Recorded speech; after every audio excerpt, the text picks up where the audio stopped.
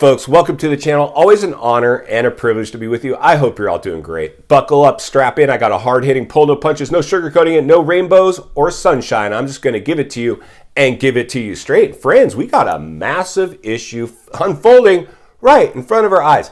It is happening. It is here. We've talked about this. We have talked about this. This should be no surprise to anybody watching the channel. Unfortunately, this is going to be a big surprise for millions and millions of people, as they're probably about to find this channel, because this topic is going to be massive, massive moving forward.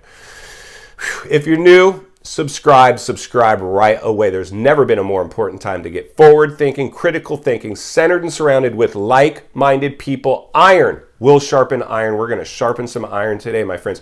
The realities are this: millions of people are going upside down in their purchases right now. All the people that bought in the height of a super bubble. Insanity, this stuff, right? It's absolutely, it makes perfect sense, right? Who goes upside down first, Scott? Who's in the biggest trouble, Scott? What should we be looking for, Scott? Which areas, which neighborhoods are going to crash, Scott? Where's the foreclosures going to be at, Scott? All that's going to be covered right now. Insane.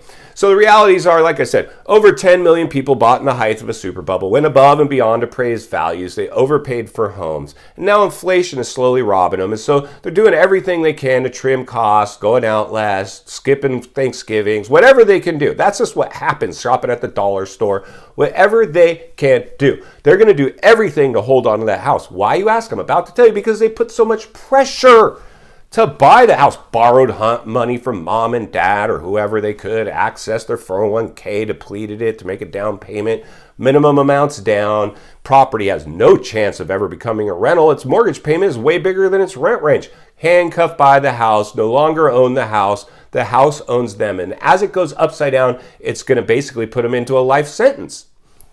Do you understand what I'm saying? This is what happens when you can no longer sell the house for what you paid for it. That's a life sentence. Basically, 15 to life, like basically 15 years is what it took people just to climb out of the 08 bubble. This bubble makes 08 look like a warm-up because this was magic tricks. These were federal government stimulus implemented measures, programs, and money magic tricks. Helicopter money dropped all over the nation, creating the wealth effect, quiet quitting, inflation, shrinkflation, shadowflation, stagflation, name it all, happening in this bubble. Insanity to me. Absolute insanity. Congratulations to anybody that's awake right now. I was talking to Dan over at I Allegedly recently. He said, Scott, I'm so glad I'm awake. I said, yeah, Dan, I am too. Half of me, the other half wishes I could go to sleep. Like, this is insane. I just want to, almost like this was a dream. This is generational. That's just the reality. This health crisis was generational. It's happened before. Back in the Great Depression era, they had similar health crisis, locking people down and face masking them up. They did the same thing. This is all playing out. It's rhyming. History's rhyming. It's not repeating it, but it'll rhyme. It's doing it again. So we've had correction, recession, depressions throughout history. We're now in the correction phase of an economic downturn, the front end. If it doesn't stop there, it ends up being in a recessionary level. We've already got mainstream media reporting that economists now are predicting 100% recession coming. So then if we can't stop it there, it's going to be depressionary levels of a downturn. So the realities are, as we dissect this thing, this is what I predict personally. This is what I see playing out.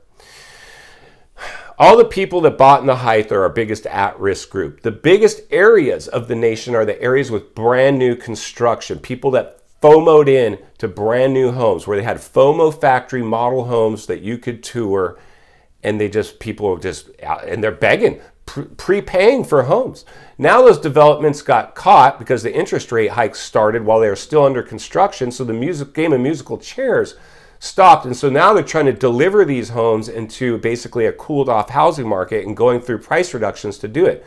So the challenge with that is that if you just bought one of these homes during the boom 6 months ago, before interest rate hikes or the cool down occurred, you're seeing people get the same exact model as you just paid for much, much less. That leaves a bad taste in your mouth.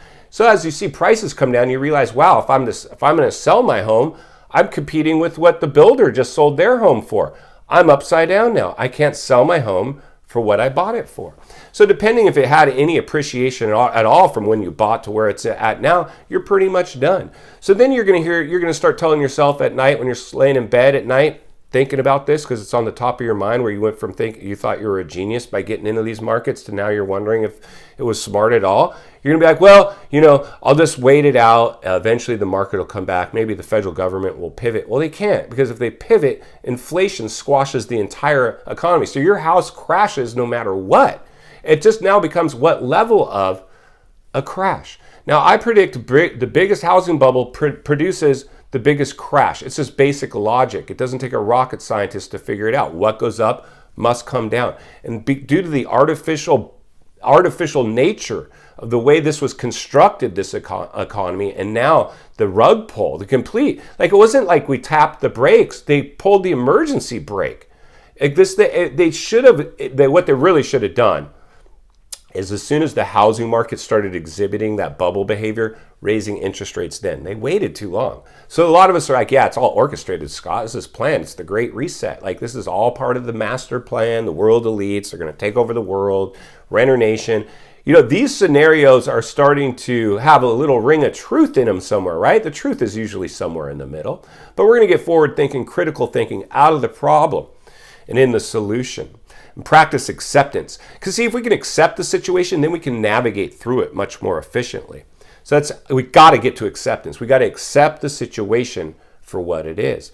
And that's what's going on here today, my friends. What we're seeing now is the housing market displaying massive, massive fractures that can't sustain themselves. And so we're cooling off the markets. And as we do that, we're going to see the people that bought in the height, new construction, and those areas start to fall, and fall pretty hard. It'll probably play out. By this time next year, I predict by this Christmas, we're in an official recession. By next Christmas, we're probably talking about the foreclosure crisis.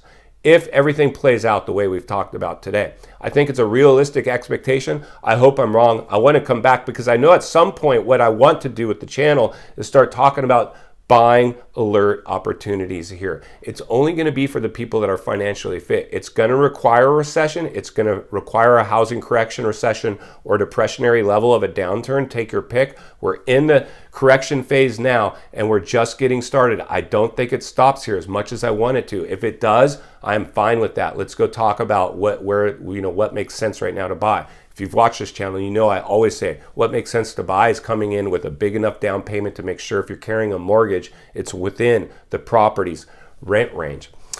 And final thoughts, I come to you as a friend, as a content creator. Somebody wants to see you not only win in real estate, win in life. Understanding this is the biggest housing bubble ever produced in world history. We might want to buckle up and strap in and play this one a little bit safe right now and understand this is what's happening. Inflation is a runaway train, and we're in a risen interest rate environment. And anytime the housing market has exhibited bubble behavior, they've always crashed 100% of the time. So we've got something coming. Something's around the corner. Don't fall asleep at the wheel. It's very important that you continue to just be forward thinking and critical thinking and read between the lines and look between the cracks. I believe we did that today. If you appreciate the content, I do want to humbly ask you to give the video a like, subscribe to the channel, leave a comment below. I would love to hear from you. Social media links are in the description of this video if you'd like to follow me there, along with links to channels I've appeared on I think you might enjoy. If you're interested in buying or selling real estate here in America, there's an email in the description for you as well. I have the biggest network of top-rated agents in the nation ready to assist you. It'd be our honor and our privilege to do so. If you're watching from your television set today and you enjoyed this video, I know you're going to love the next video. And there's an easy subscribe icon for your convenience. As always, thank you for your time. Please go make it count today. I'll see you on the next video.